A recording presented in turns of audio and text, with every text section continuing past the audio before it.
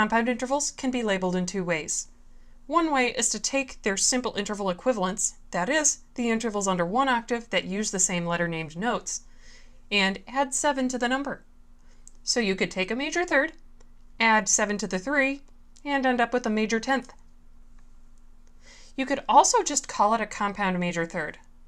Here's a table showing both naming conventions for some of our compound intervals. We'll go over each one of these and the ones not on the table as this lesson proceeds. Ninths. The smallest of our compound intervals, the interval just wider than an octave, is the ninth. Like its simple equivalent, the second, it is most commonly found in either major or minor versions.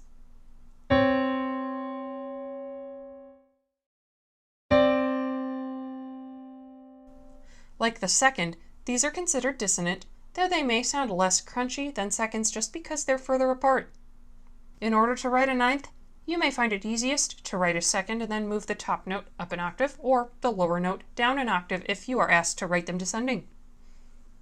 Tenths. The next compound interval, created by taking a third and widening it by 1 octave, is the tenth. Like thirds, they are most commonly found in major and minor versions, but could be diminished or augmented too.